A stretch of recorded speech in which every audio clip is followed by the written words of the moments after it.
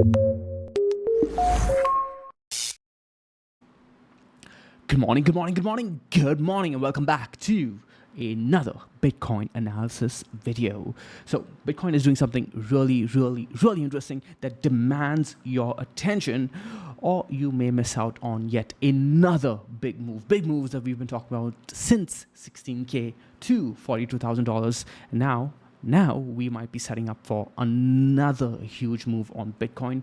So let's go ahead and do a quick recap on what we've been discussing over the past few weeks now. If you guys do remember, we've been looking for multiple confluence levels, right? Primarily the 4-day dynamic, the weekly dynamic. And if you weren't bidding on those levels, basically the bottom of the 4-day dynamic, the bottom of the weekly dynamic, you shouldn't have been chasing price when it came up against the $65,000 resistance level. I posted this on my Twitter as well, basically telling you guys, hey, stay your hand, right? Bitcoin was rallying into 65,000, and I was noticing a lot of people getting excited at the wrong time. When price was coming down onto a key level, everyone was getting far too scared. But I understand that discomfort, but remember what I've been telling you guys for a while now. When it's most uncomfortable is likely the time that it's most profitable, right? So when you're feeling uncomfortable, go ahead, turn on your higher time frames, look for those levels. And what were we seeing? We were seeing the plan play out, which was 4-day levels being tested, then the consolidation, and then the weekly dynamic bid, right? And go ahead and quickly show the weekly levels right over here, right? We were talking about and waiting for this weekly dynamic bid. Now, we were still looking for that rounded consolidation before getting too excited. That's why I highlighted this level for you guys, $65,000, as a key resistance level, so that way you guys know to stay your hand and be patient. Now though, we are beginning to see some signs that may want us to start paying attention, start looking to accumulate those positions if you haven't yet, closer to your levels, right? Closer to the 4-day dynamic, preferably, closer to the weekly dynamic, preferably. But you guys need to watch out for what's going on over here on the oscillators. Again, remember, we don't look at oscillators blindly, okay? We want to see whether or not we're sitting on higher time frame support. Are we sitting on higher time frame support? Yes, the weekly dynamic is right over here, right? So with that at the back of our minds, let's go ahead and switch on over to our oscillators right over here. I'm looking at the RSI as well as the stochastics, but for now, I want us to just go ahead and quickly zoom in on the RSI.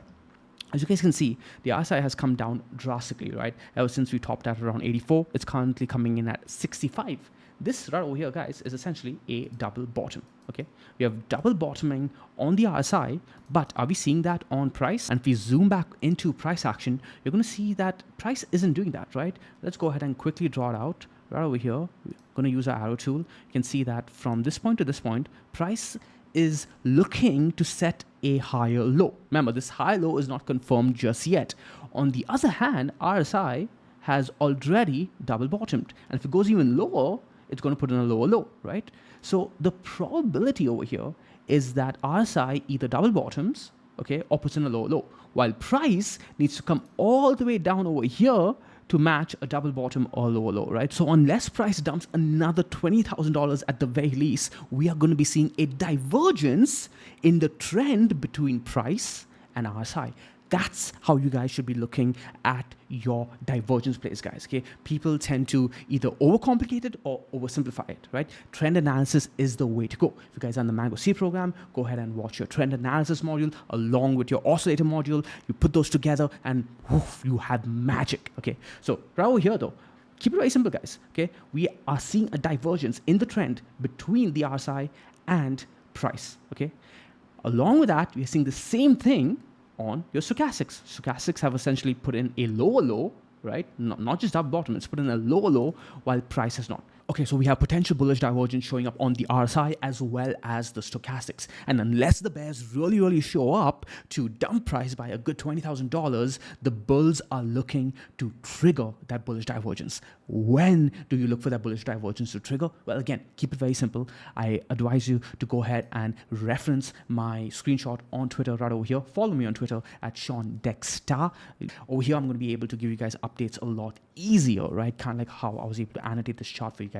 So look for the $65,000 level to be claimed on the 4-day time frame. Look for the $67,000 level to be claimed on the weekly time frame. Now you might be thinking, Sean, that's really far away. But no, guys, compared to the move that we're looking for over here on Bitcoin, okay, I'm looking for $90,000, even higher, depending on how we structure that playthrough.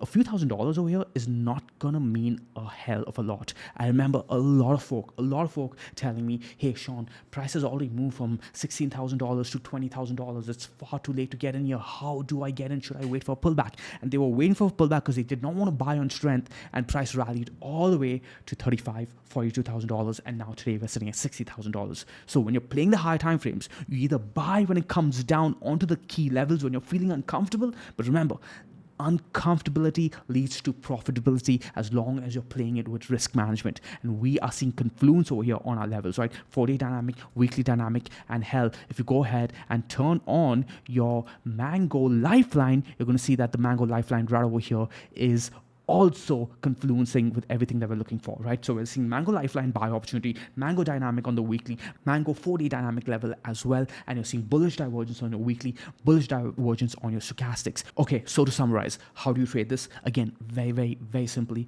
you either wait for price to come down onto the buy opportunity levels listed over here on the Mango Lifeline or on the Mango Dynamic levels. The 4-day dynamic, the weekly dynamic would be your best bet. Failing that, especially considering that we've already seen those levels tested, right? We already had those buy opportunities on the weekly dynamic as well as on the Mango Lifeline. Mango Lifeline's buy opportunity over here was at $59,000. We were waiting for the weekly dynamic for the longest time, and that also already got tested, right? So let's say you have missed those levels and you're waiting for the next trigger. Well, we're kind of not too far away from the Mango Dynamic and the Mango Lifeline levels, so it's fair to buy over here. What I wouldn't do though, I wouldn't buy if we move back up to $65,000. I would only buy after we close over 65,000 or above 67, right? So you kind of buy closer to 60K or above 65K, right?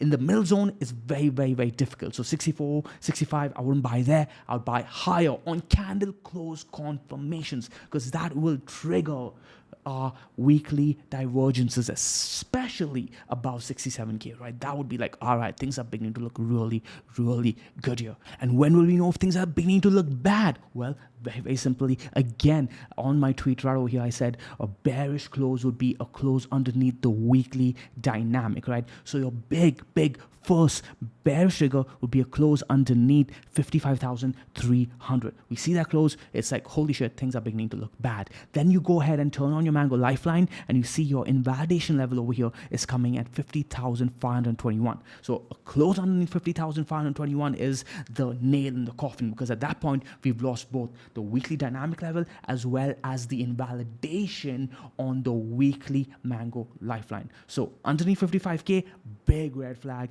At the very least, you want to start scaling out of your position.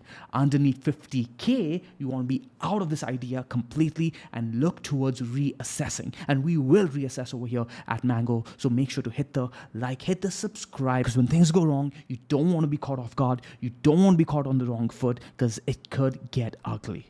Oh, and quick heads up, Krisha will be posting a new premium video on the Mango dashboard today. You guys can find the Mango dashboard at app.mangoresearch.co. She's going to be giving you guys some really good alpha on her targets. And you know Krisha's targets are magical. They always hit. So I'm excited for them as well. You guys do not want to miss it. Until the next one, do the Mango way, do the easy way, do the stress-free way. Ciao.